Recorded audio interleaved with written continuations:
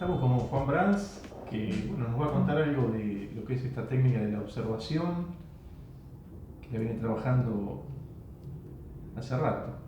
¿Cómo estás, Juan? Bien, bien. Bueno, muchas gracias por la invitación.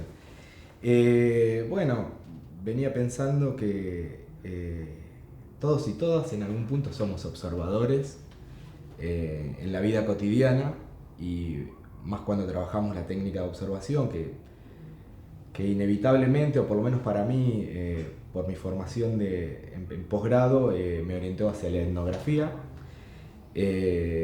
Nos vamos dando cuenta que constantemente y cotidianamente observamos y sobre todo escuchamos, aprendemos a escuchar como técnica, ¿no? de construcción de datos.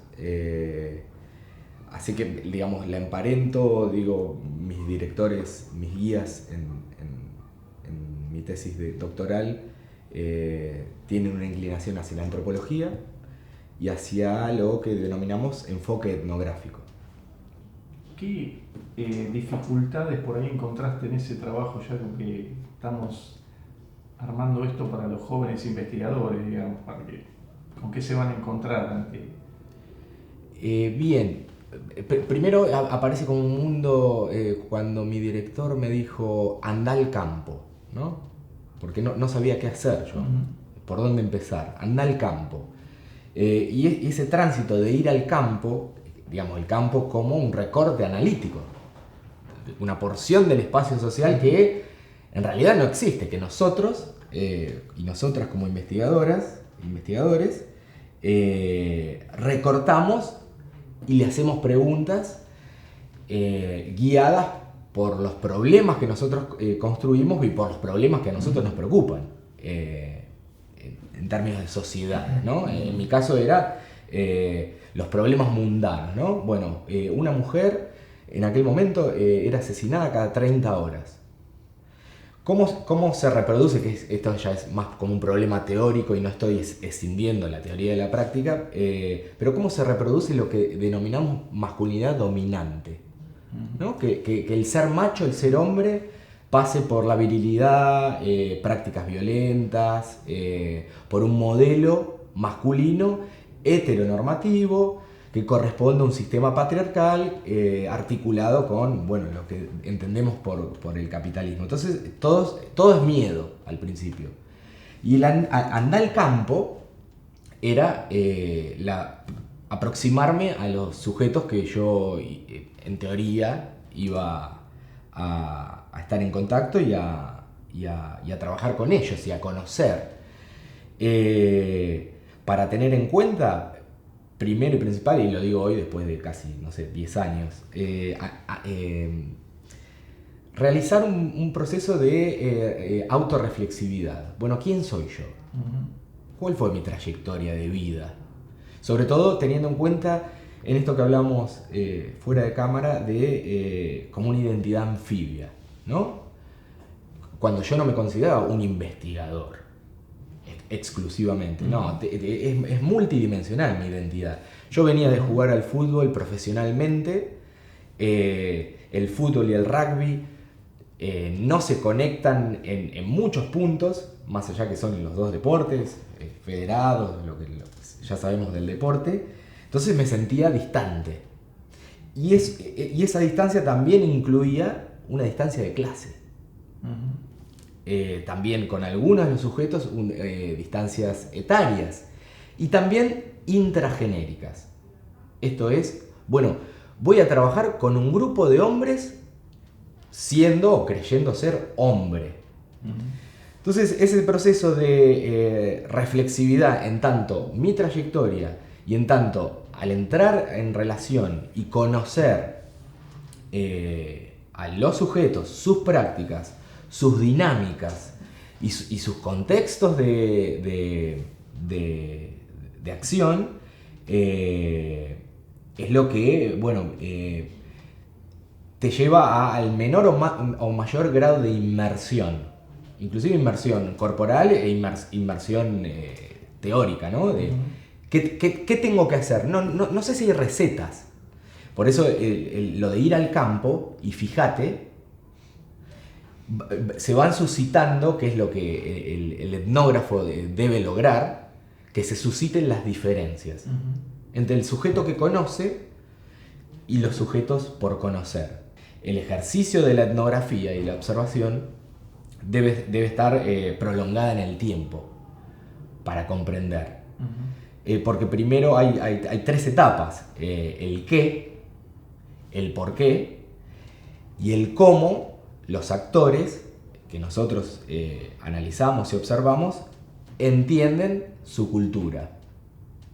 Y ahí nos damos cuenta que el etnógrafo o el observador, como quieras llamarlo, somos un instrumento que lo que hacemos simplemente es un ejercicio interpretativo de una pequeña porción del campo y que no implica la totalidad de las realidades o de la realidad del grupo que analizamos. Simplemente es una interpretación sobre la cultura para que quienes quieran entender esa cultura del grupo que analizamos, volverla inteligible, digamos. Por supuesto con un punto de vista ideológico, axiológico, ontológico, teórico, por supuesto. Bien, acá parece impresionante cómo detallaste primero una relación sujeto-objeto, ¿no es cierto? Y la importancia por ahí de esa autobiografía para después tener esa perspectiva etnográfica. Y ahora retomás con el tema de la transcripción de alguna manera, ¿no? De cómo esa visión del otro, ese relato, de a poco lo cruzamos con la teoría, claro, lo teorizamos, lo encarnamos y lo textualizamos después. ¿Cómo es esa etapa de trabajo? Hay muchos ejercicios que, por eso no hay una receta. Y yo preguntaba, ¿no? Y bueno, ¿y cómo hago cada vez que voy a observar? Las observaciones partían desde gimnasio de musculatura, entrenamientos en los 3 clubes que trabajé, replicar las prácticas que los sujetos que yo indagué y observé hacían, como por ejemplo realizar tratamientos con preparados ergogénicos, ¿no? De tomar pastillas durante 4 meses. Y hay una cuestión fundamental: nunca nos vamos a volver nativos. Nativos me refiero a los sujetos que investigamos, sino interpretar. Nosotros como observadores tenemos que lograr entender los marcos de interpretación que nuestros sujetos, los sujetos que investigamos, piensan, perciben y actúan en el mundo, y el sistema intelectual por el cual se relacionan. Y trabajamos sobre, o deberíamos trabajar, considero, sobre las zonas obvias, sobre lo que habitualmente no le damos importancia. ¿Por qué entre hombres, voy a un ejemplo, por qué entre hombres cuando algo sale mal hay una práctica violenta y no es sancionada por otro integrante del grupo? Es algo obvio que tal vez en nuestra niñez o en nuestra primera adolescencia nosotros también lo hacíamos. Bueno, forma parte de una estructura que nos indica como mandatos culturales, sociales, un constructo social y cultural histórico, que los varones deben responder a tales mandatos. Algunos antropólogos, o la mayoría, dicen que la etnografía se vuelve etnografía cuando se traduce al texto. Y entonces ahí es cuando apelamos a toda esa observación que es dinámica, ¿no? Que tanto el observador o la observadora como los sujetos observados va cambiando en esa relación de investigación, hasta que internalizamos pautas y logramos entender esto mismo que repito, los marcos interpretativos. Ahora, después, ¿qué es lo que traducimos? Bueno, a eso me refería. Nosotros hacemos como una fotografía interpretativa situacional de un determinado grupo o colectivo, o que puede representar a un colectivo de personas en el mundo social. Y el registro no es menor. Ahí es donde se suscitan las diferencias, donde también debemos aprender inclusive desde cómo citar, ¿no? Cómo trasladamos la voz nativa. Siempre ejercemos una violencia, ¿no? Una violencia teórica al traducir lo que observamos, tratando de ser no lo más fieles posibles, porque siempre hay una cuestión de engaño, ¿no? Pero que ese engaño no sea querer decir lo que nosotros queremos decir a través de los sujetos que investigamos. Y entonces ahí, en el momento de que se vuelve texto, esa etnografía, es el momento donde la teoría y la referencia empírica se cruzan, y donde debemos estar muy atentos y atentas. ¿Cómo ves el uso, volviendo un poco a esta técnica, ¿no? Y a esto de entrar al campo? ¿O qué le dirías a un joven investigador que va a indagar en el campo de la educación física?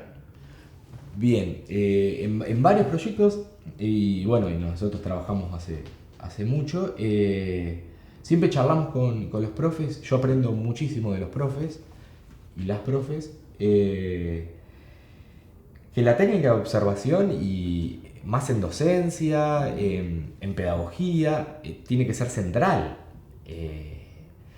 Y la escucha, sobre todo si trabajas con niños, niñas, preadolescentes, la primera juventud, lo que se llama la primera juventud, tanto están para estar en un patio, para estar en campo de entrenamiento aplicado, lo que sea, en un aula. Me parece que es fundamental despojarse o hacer el intento de despojarse de lo que podemos entender como un sociocentrismo, que es muy difícil, pero abona a la calidad de los profesionales y las profesionales que está formando la universidad. Y también pensar que la observación está directamente relacionada a las preguntas que nos hacemos. Y también dejar sorprenderse un poco de las respuestas que encontremos. No ir a buscar la respuesta que nosotros queremos que nos responda. Dejar aparecer del emergente, digamos. Claro. De alguna forma. Entonces borramos justamente la perspectiva del actor, la que fuimos a comprender. Sí, ahí no es que recolectamos, no es que la verdad se recolecta. Bueno, yo en ese sentido soy más constructivista, ¿no? La vamos construyendo en esa experiencia de encuentro. Y bueno, y por suerte me he cruzado con profes interesantes en ese sentido, muy preocupados y preocupadas por el hacer. Y vuelvo a repetir, y repito, por comprender para transformar. Si no, me parece que estamos fritos. En todo campo, o sea, en la escuela, en entrenamiento aplicado, en el campo de la política, donde sea. Me parece que la técnica de observación, que engloba, yo decía, los 5 sentidos, pero la escucha es fundamental. Yo creo que si hay algo que aprendí, de lo poquito que aprendí, es a escuchar. Los primeros años hablaba muchísimo con mis interlocutores, hasta que entendí que no tenía que hablar, porque hablaban mucho ellos. Y a veces no sabía escuchar. Bueno, Juan, redondísimo. Muchas gracias por esta participación. Bueno, gracias a ustedes y bueno, esperemos que poder construir entre todos y todas algo un poquito más digno. Muchas gracias. Mira.